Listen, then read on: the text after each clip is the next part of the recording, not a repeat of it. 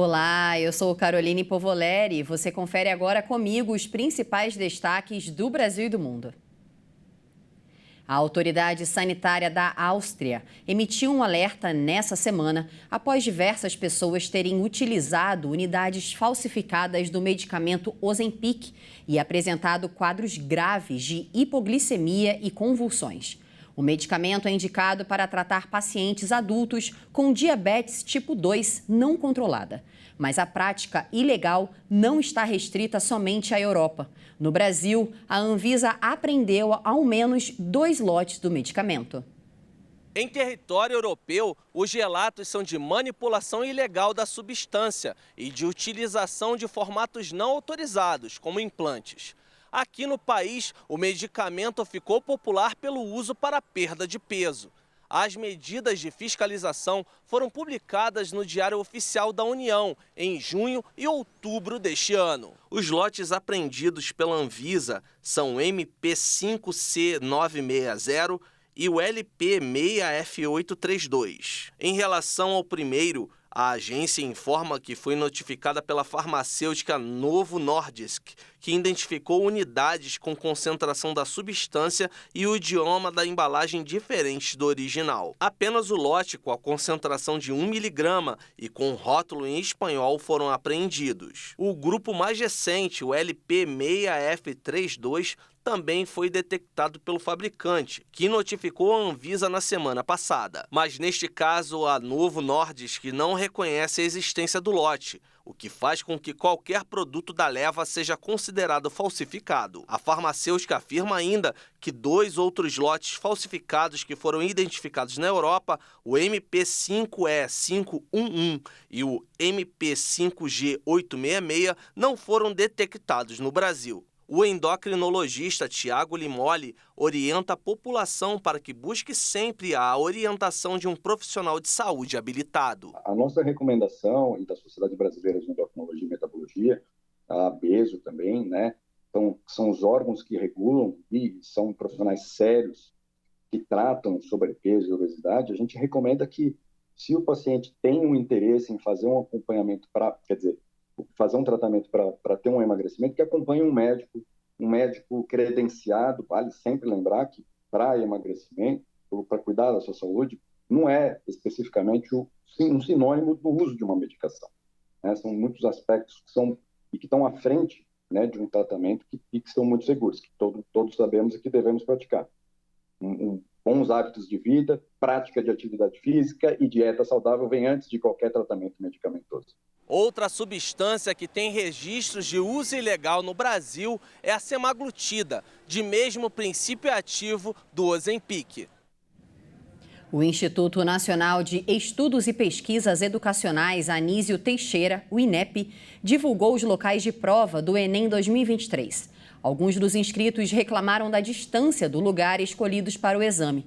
A repórter Maria Clara Leite tem mais informações. Alguns inscritos disseram que foram alocados em escolas muito distantes dos locais onde eles afirmam ter pedido para realizar as provas, que serão aplicadas nos dias 5 e 12 de novembro. E aí o INEP disse em nota que adotará todas as medidas necessárias para que os participantes façam as provas dessa edição de acordo com as previsões estabelecidas nos normativos que regulam a aplicação do exame. O texto diz ainda que, caso todas as informações tenham sido declaradas corretamente pelo candidato, o local de prova deve ficar, no máximo, a 30 quilômetros da residência do inscrito. Isso quando o município de prova do participante for o mesmo que o seu município de residência. Agora, no caso de não haver aplicação naquela cidade, o aluno é alocado para fazer a prova em alguma escola localizada na área central do município mais próximo. Outra informação importante sobre o Enem vai agora para quem precisa de declaração de comparecimento, no caso da pessoa precisar faltar do trabalho, por exemplo, para poder fazer a prova. O INEP informou que esse documento deve ser impresso pelo candidato e levado no dia da prova dentro de um envelope para que seja assinado pelo chefe da sala no local do exame.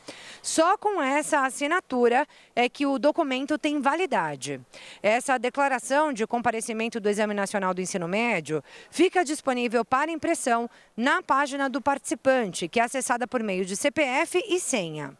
A aplicação do Enem 2023 seguirá o horário de Brasília nos 2 dias de provas, com abertura dos portões ao meio-dia e fechamento às 13 horas em ponto. Portanto, é preciso ficar bastante atento para não se atrasar. Em 2023, o Enem recebeu cerca de 3.900.000 inscrições, número 13% maior do que o registrado no ano passado. E mudando de assunto, em 2 anos de pandemia, foram abertas mais de 500.000 empresas. Segundo o IBGE, em 2021, o país bateu o recorde de companhias em atividade. O Brasil registrou em 2021 o 3º ano seguido com saldo positivo na abertura de empresas no país. De acordo com o IBGE, no 2º ano da pandemia, havia no país 5.196.000 companhias, um recorde de empresas privadas em atividade. Destas, 2.748.000 eram de pequeno porte. Juntas, as grandes e pequenas empresas empregavam 41.700.000 trabalhadores. Ainda de acordo com o levantamento Demografia das Empresas e Estatísticas de Empreendedorismo, nos 2 primeiros anos da pandemia de Covid-19, 2020 e 2021, o Brasil registrou a abertura líquida de mais de 512.000 empresas privadas. Destas, 439.000 empresas eram de pequeno porte. Em 2021, 926.000 empresas entraram no mercado e outras 606.000 saíram, sobrando um saldo final de 320.000 empresas. Em 2020, o saldo positivo foi de 192.000. O Instituto esclarece que entre os motivos que podem ter contribuído com esse resultado estão incentivos do governo a empresas durante a crise sanitária e mudanças recentes na metodologia de cálculo do levantamento do Instituto. Outro fator que pode ter contribuído para o resultado é o movimento de abertura de empresas por parte de profissionais que perderam seus empregos e se tornaram empreendedores. Nos destaques internacionais, o rei Charles III vai viajar na semana que vem para o Quênia, pela primeira vez como monarca.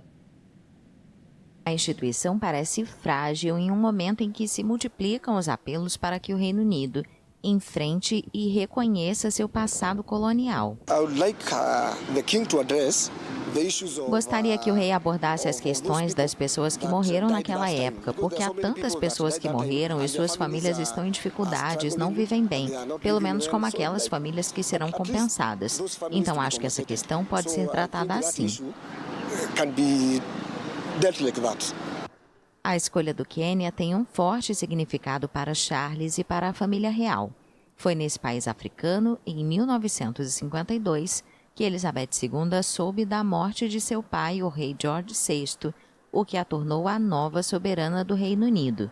A visita de 4 dias de Charles III e da rainha Camila acontecerá poucas semanas antes de o Quênia celebrar o 60º aniversário de sua independência, proclamada em 12 de dezembro de 1963.